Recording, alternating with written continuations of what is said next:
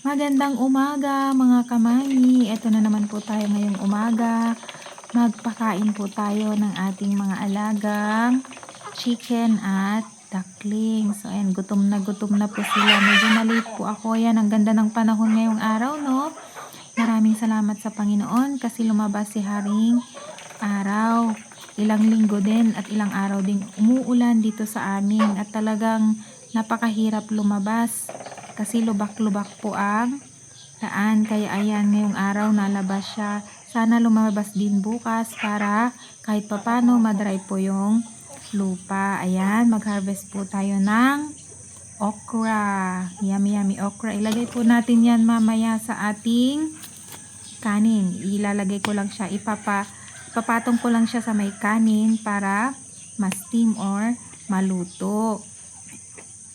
Yan po ang ating mini garden. Ayun yung ating ampalaya.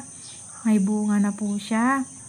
Nag-harvest din po ako kanina ng cucumber at ito ang ating mustasa. Panghalo sa isda. Kunin na po natin yung mga dahon niya kasi malalaki na po yung mga dahon ng ating mustasa. Sayang din kapag hindi mo siya i-harvest. At least kahit papano hindi mo na kailangan pumunta sa palengke para bumili ng mga ganyang gulay. Ayan, medyo marami tayong na-harvest ngayong araw. Thank you, Lord. Ayan ang ating parsley. Ayan. Wow, ang parsley natin. I-harvest din natin mamaya para makagawa tayo ng juice kasama ang parsley.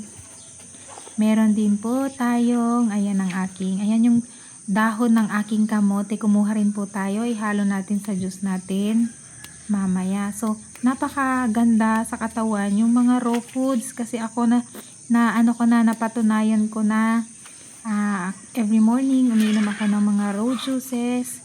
Tinuturo po ng mga naturopathic doctor. So, maganda pala talaga siya sa katawan. Marami siyang naitutulong na benepisyo. Ayan ang aking mga dahon ng kamote. Maraming mga butas-butas ang mga dahon dahil sa uod. Pero mas okay na yan. Walang spray kaysa doon sa malalaki ang dahon pero puno naman ng pesticide. So ayan siya. Thank you, Lord, kasi madami tayong mga pwedeng kunin na tanim sa ating paligid. So ayan, mas magandang natatanggalan sila ng dahon para mas dumami ang dahon. Balikan natin yung parsley. Nakalimutan ko kasing kumuha kanina. So maganda ang parsley sa pag-ihi. Maganda rin po siya sa ating tiyan. So ayan, sinasama ko siya sa ginagawa kong juice. Maglagay din po tayo ng konting basil. Ayan. Para po maganda po sa ating digestion. Okay, ang basil po maganda daw po sa digestion. Kaya naghahalo din po ako ng konting basil sa aking ginagawang raw juice. Yung mga manok natin, ayan, nalabas na kasi mainit na ang panahon. Hi, doggy. Ayan, gutom na ang aking aso, si Kobe. Kaya lang, hindi pa ako nakaluto. Kaya bigyan muna natin siya ng isang tinapay para meron siyang kainin kahit konti.